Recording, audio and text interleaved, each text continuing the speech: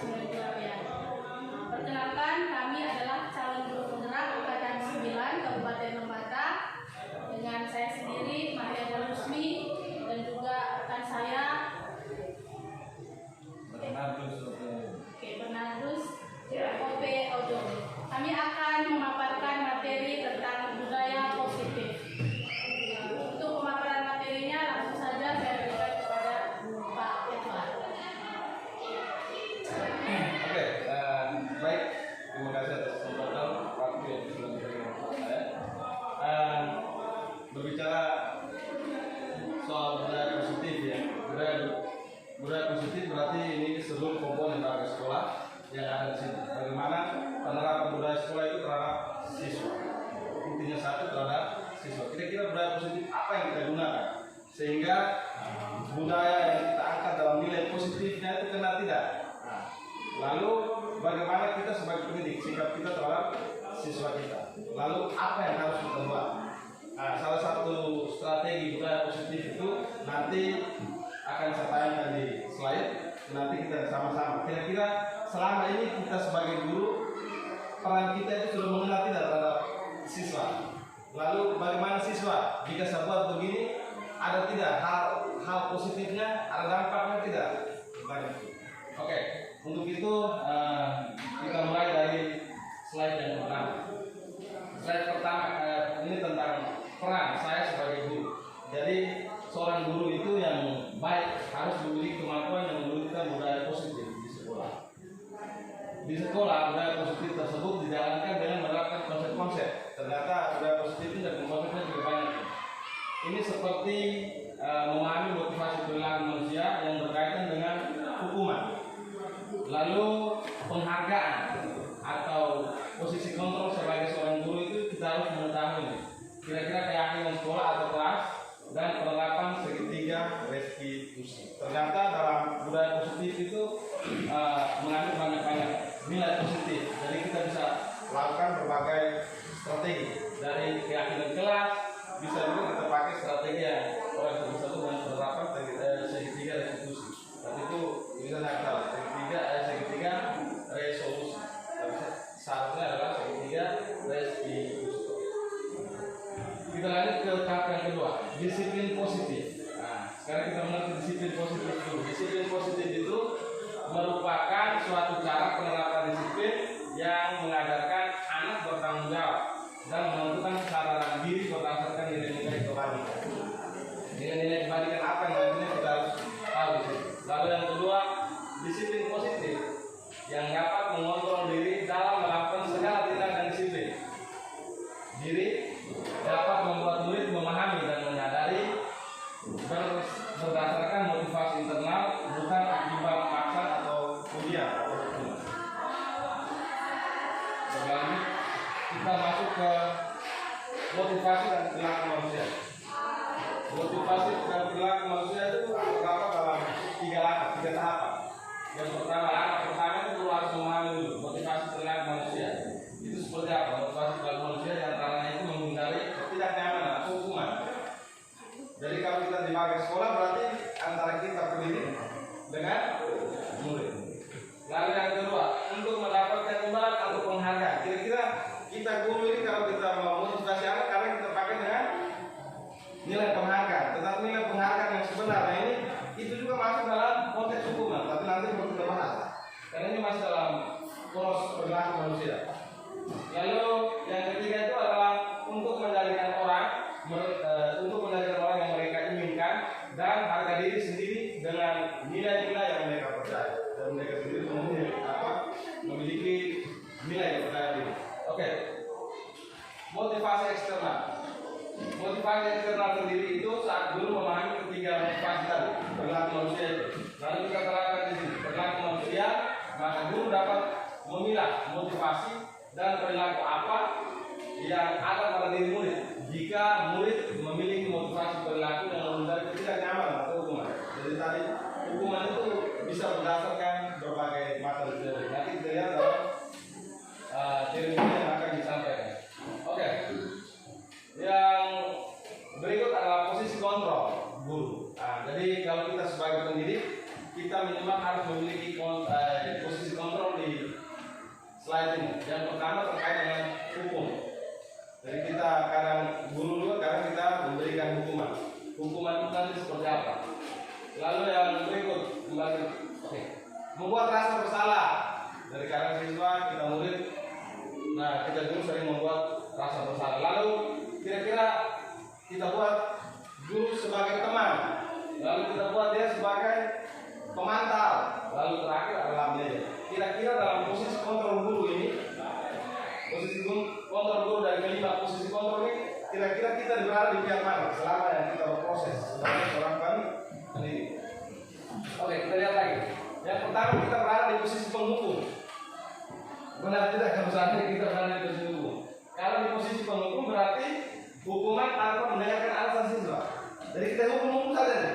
Tapi kita tidak tahu dari alasan apa itu berada. Siswa itu punya alasan, tetapi karena tanda dasar dari posisi hukuman itu akhirnya kita mulai balik lagi sih. Hukuman tanpa mendengarkan alasan siswa. Lalu biasa posisi menghukum itu biasanya dilakukan berbicara dengan nada tinggi, atau kita mengadik, atau kita tunjuk-tunjuk ini. Lalu kita tangkap pinggang sedikit, lalu kita bentak mereka, bentak siswa. Lalu kita sindir sedikit, atau kita menyakiti hukuman, bisa juga berupa verbal atau fisik. Nah, lalu dampak pada posisi penghukum, itu murid akan menjadi berontak dan berontak.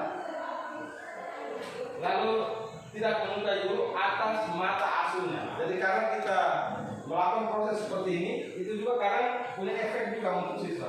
Jadi siswa itu karena kita ambil prosesnya seperti ini, dia bisa dari pemberontak, bisa juga karena dia tidak suka yang kita mata pelajaran. Karena dengan posisi kita sebagai penghukum. Oke, lalu yang berikut adalah posisi membuat rasa bersalah. Posisi membuat rasa bersalah di sini berbicara dengan nada tenang, cenderung lembut, namun kata-kata menyalahkan murid, sehingga murid cenderung merasa bersalah dan menjadi orang yang mengarang. Lalu kita memandang buruk dirinya, siswa tersebut memandang buruk dirinya dan merasa tidak berharga dan tidak sanggup membahagiakan orang. Murid akan menganggap dirinya yang bersalah. Ia akan menyimpan emosi negatif di dalam diri. Ternyata posisi membuat bersalah ini juga ada pada diri siswa. Jadi kadang kita menyindir sedikit, mereka masuk dalam hati juga, kadang punya efek juga. Kita masuk lagi pada posisi teman. Benar tidak kalau kita guru tempatkan diri kita sebagai posisi teman. Ternyata secara teorinya tadi, Gosen ini dia ambil teori tentang 5 posisi teman, 5 posisi guru tadi. Sehingga posisi teman ini coba kita kenal awal. Guru berbicara dengan suara nada ramah, akrab, cenderung bersenda gurau, agar menjadi situasi tetap santai. Murid akan merasa senang, aman, dan akan akrab dengan guru. Identitas yang dicapai adalah identitas sukses dan berhasil. Lalu kira-kira ada dampak apa? Dia punya dampak ini, dampak posisi sebagai teman, namun perlu diingat karena kali ini masih masuk dalam dorongan eksternal, dorongan dari luar, maka murid akan merasa ketergantungan. Jadi kita tadi kalau merasa terlalu dekat dengan siswa, maka siswa itu hanya nyaman di satu guru saja. Di sini dia jelaskan seperti ini, tergantung dari murid, tidak mandiri, dia tidak bisa mandiri untuk dirinya sendiri, maka ia akan berperilaku baik pada orang tertentu saja. Ternyata posisi kita buat posisi diri kita sebagai teman dengan siswa, ternyata punya dampak juga. Siswa punya keterikatan dengan kita. Lalu dalam keterikatan tadi itu dia akan bersosialisasi dengan teman-teman, dia akan menjauh. Karena dia lebih condong pada satu posisi saja, yaitu guru. Lalu yang berikut tentang posisi pemantau. Posisi pemantau atau monitor. Jadi kalau pemantau dan monitor itu kita mengandalkan perhitungan atau data kontrol murid. Jadi seorang peserta didik akan bersuara data dan tidak emosi, tidak bersenda gurau juga, atau suara tinggi. Tercapainya identitas positif atau berhasil pada saat diberikan sanksi atau konsekuensi. pada murid maupun guru pun harus mengawasi. Kira-kira dampaknya apa? Dampak posisinya itu adalah murid akan menghitung konsekuensi dan hadiah tanpa memahami sebelumnya kebijakan. Jadi kita kasih hadiah dulu, baru siswa itu bisa membuat satu kebijakan. Oke. Berikut itu adalah posisi manajer. Posisi manajer ini yang diharapkan sekarang ya. Di guru penggerak itu lebih banyak orang sarankan kita masuk pada posisi manajer. Kadang-kadang orang tanya bilang, kalau posisi guru sebagai teman atau kita apresiasi siswa kita kasih dengan gula, itu kira-kira hukum atau sanksi? Jadi kami itu tidak bisa jawab. Ayo motivasi itu bukan hukuman. Itu hukuman sebenarnya. Karena apa? Kita buat siswa ketergantungan. Jadi kalau saat kita lihat kita tidak bawa gula untuk bagi-bagi, maka dia tidak sudah malas ketika melakukan pelajaran. Tetapi itu juga bentuk hukuman ternyata. Jadi waktu kami buat itu untuk data apresiasi kita buat kan salah juga. Lalu ini yang ditekankan suruh belajar masuk dalam posisi manajer. Disarankan untuk memilih murid memiliki sifat disiplin yang positif, yaitu murid yang mandiri, bertanggung jawab dan dapat memecahkan masalah. Tujuan dari posisi ini agar murid dapat merefleksi atas tindakan guru dengan tulus memberi pertanyaan-pertanyaan bermakna sehingga membuat siswa dapat belajar dari kesalahan yang ia lakukan dan mencari sebuah solusi untuk masalah. Ini yang tugas kami kemarin. Tugas kami kemarin setelah itu cara video. Jadi kalau siswa misalnya kami ambil kasus kemarin tentang video itu kita buat satu video lalu kita buat nanti ada keyakinan kelas. Keyakinan kelas yang kita terapkan di sekolah itu dalam rancangannya sehingga manajer ini dia dapat posisinya yang bagus di situ, posisi kita sebagai guru. Jadi kalau siswa itu misalnya datang lalu berpakaian beda-beda, pakaian nasional, dia datang pakai pakaian pramuka, itu kita langsung kasih dia langsung dengan pertanyaan-pertanyaan sehingga ia bisa cari solusinya. Aku tahu tidak bahwa datang ini harusnya pakai sarung pakai pakaian nasional, lalu saya tidak tahu kita harus dengar alasan dulu.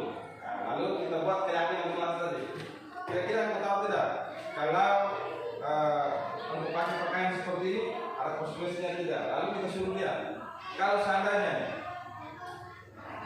berikutnya kali berikutnya hari Senin itu berarti karena kita buat dia yakin bahwa yang dia menyesal harus dari sana. Sehingga posisi manajer ini dipakai. Lalu guru sebagai manajer, guru juga berbuat sesuatu bersama murid, mempersilahkan murid bertanggung jawab dan mendukung murid agar dapat menentukan solusi atas permasalahan sendiri. Posisi manajer mengacu pada restitusi yang dapat menjadikan murid sebagai manajer bagi dirinya sendiri sehingga menciptakan identitas positif yang berhasil pada murid. Oke, mungkin yang saya antar sampai di situ, lanjut di kelas nanti Ibu mulai tambahkan saja. Oke. Baik, terima kasih Pak Ido. Guru dan juga adik-adik sekalian, tadi pengantar dari Pak Ido bahwa kita menciptakan budaya positif di sekolah kita. Jadi mulai dari sekarang secara perlahan dari hal-hal kecil mari kita ciptakan budaya positif yang ada di sekolah ini. Budaya positif itu tercipta pertama dari diri kita sendiri.